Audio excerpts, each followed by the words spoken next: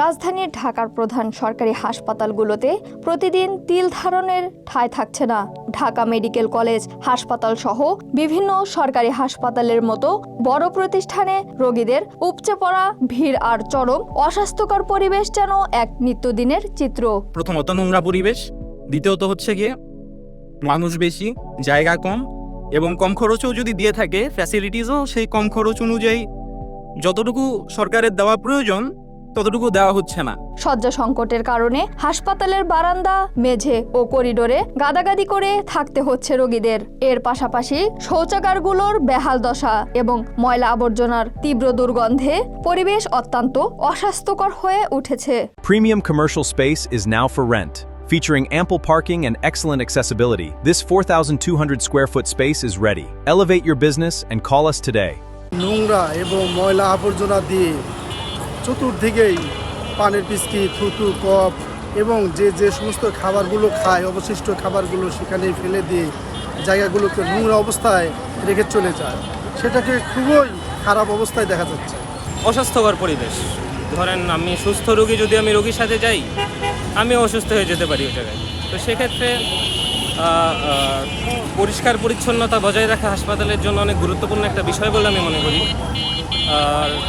আর private মেডিকেলগুলোতে আপনি দেখবেন পরিষ্কার পরিচ্ছন্নতার উপর তারা কিছুটা যত্নবান, কিন্তু সরকারি মেডিকেলগুলোতে আমরা এগুলো দেখছি না। রোগীদের সেবা দিতে আসা আত্মীয় স্বজনরা জানিয়েছেন, হাসপাতালের এই নোংরা পরিবেশের কারণে রোগীর পাশাপাশি সঙ্গে থাকা সুস্থ মানুষগুলোও নতুন করে অসুস্থ হয়ে পড়ছেন।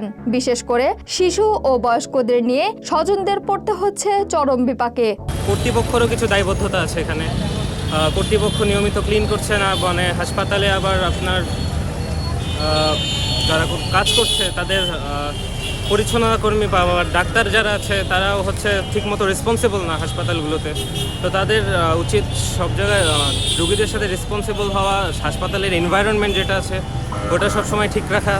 এবং আরেকটা ব্যাপার যেটা হচ্ছে তাদের কর্তৃপক্ষ নতুন নীতিমালা প্রণয়ন করা এবং শক্তিশালী মেন্টরিং ব্যবস্থা প্রণয়ন করা হাসপাতালগুলোতে। সাধারণ মানুষের অভিযোগ, বছরের পর বছর ধরে এই দুর্ভোগ চললেও এর কোনো স্থায়ী সমাধান মিলছে না। দ্রুত কার্যকর পদক্ষেপ নিয়ে হাসপাতালের পরিবেশ উন্নত করার দাবি জানিয়েছেন ভুক্তভোগী সাধারণ মানুষ। অ্যাকচুয়ালি বিভিন্ন সরকারি হাসপাতালে গেলে বিভিন্ন ধরনের বিভ্রান্তিতে পড়তে হয়। যেমন হচ্ছে আপনার টিকিট কাটলে একটু সমস্যা হয়ে যায়, আবার ঠিকমতো রোগীর ট্রিটমেন্ট হয় না, বিভিন্ন ধরনের হ্যারাসমেন্ট হতে হয় আর কি। এগুলো আছে সরকারি হাসপাতালে বিভিন্ন সমস্যা। জীবন অবাক না করলে কে করবে? 28% মিল্ক ফ্যাটের অবাক করার সাথে ফ্রেশ মিল্ক পাউডার। জীবন অবাক করুক প্রতিদিন। স্বাস্থ্যসেবা খাতের এই চরম অব্যবস্থাপনা রোধে এখনোই কঠোর নজরদারি ও কার্যকর তদারকি না বাড়ালে পরিস্থিতি আরও বেশি ভয়াবহ রূপ নেবে। দেখা যায় আমরা জানতাছি ওটি করব, ঠিক আছে, ওটি করবো কি হয়তো বড় কোনো ছাড় করবো, দেখা যায় ছোটোখাটো যারা ভিতরে থাকে ওনারা এইগুলো লাড়াচাড়া করে। এই ধরনের ঝামেলা বেশি, একটা ঝামেলা কইরা ফেলাইছে। এখন এটা তো দোষারোপ দিতে পারবেন না ডাক্তার নামে, মেডিকেল নামে, কিন্তু মূলত সঠিক কাজটা তো কেউ পাইতেছে না। আপনি হাজার হাজার মানুষ কত ভোগান্তি ভুগতেছে। ইসরাত জাহান ইমু, ঢাকা এক্সপ্রেস।